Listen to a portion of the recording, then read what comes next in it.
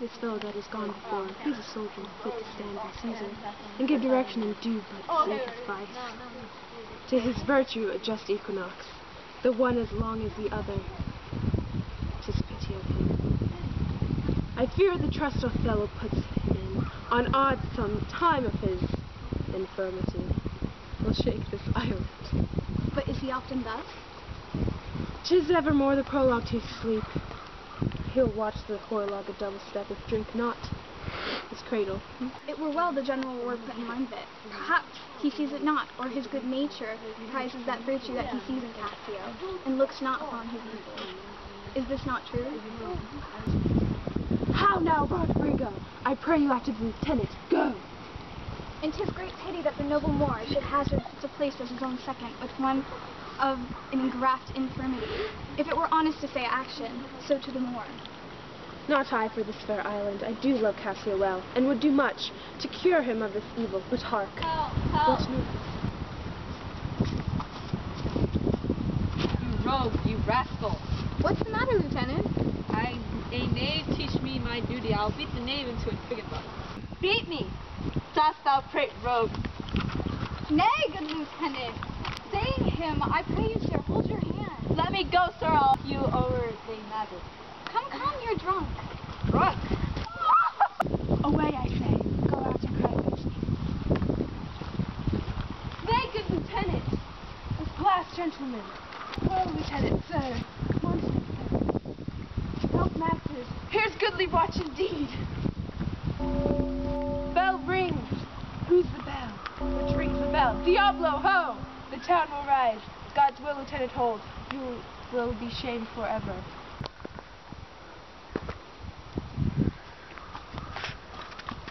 What is the matter here? Zounds, I bleed still. I'm hurt to the death.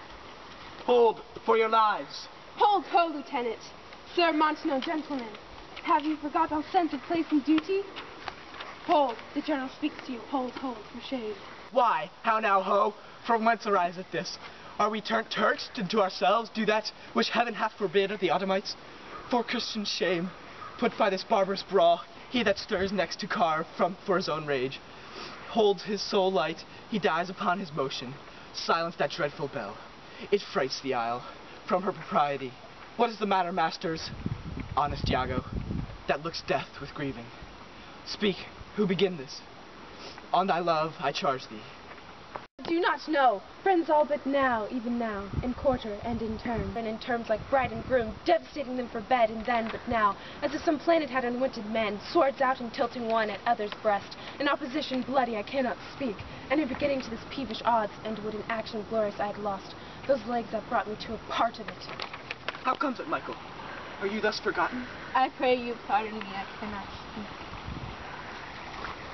Worthy Montano, you were wont be civil, the gravity and stillness of your youth, the world hath noted, and your name is great.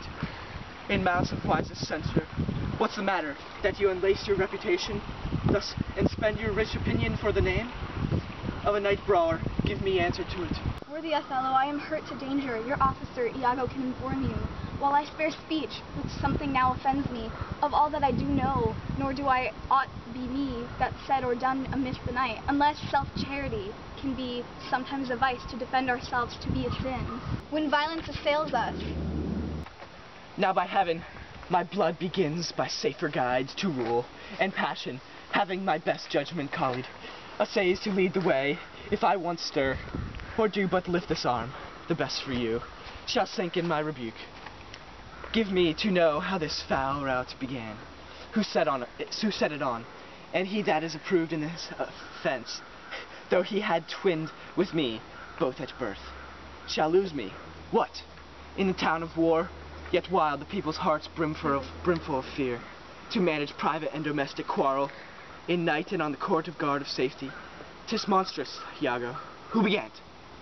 If partially assigned or leagued in office, thou dost deliver more than less than true. Thou art no soldier. Touch me not so near. I had rather have this tongue cut from my mouth, that it should do offense to Michael Cassio. Yet I persuade myself to speak the truth, shall nothing wrong him. Thus it is, General. Montano and myself being in speech, there comes a fellow cry out for help, and Cassio following him with determined sword, to execute upon him. Sir, this gentleman steps into Cassio and entreats his pause. Myself the crying fellow did pursue, lest by his clamour as it so fell out, the town might fall in fright, he swift of foot. Outran my purpose, and I returned the rather, for that I heard the clink and fall of swords. And Cassio high an oath, which till tonight I ne'er might say before.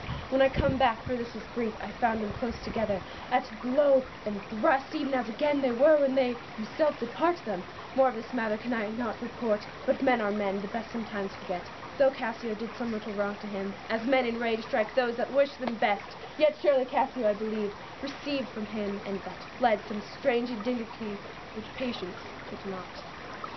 I know, Iago, thy honesty and love doth mince this matter, making it light to Cassio. Cassio, I love thee, but never more be an officer of mine. Look, if my gentle love not be raised up, I'll make an example of thee. What's the matter? All's well now, sweeting. Come away to bed.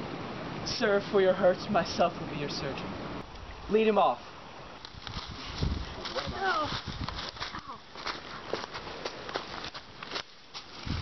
Iago, look with care about the town, and silence those whom this vile brawl distracted. Come on, Desdemona. 'Tis a soldier's life, to have their balmy slumbers walked with strength. What is love? Baby,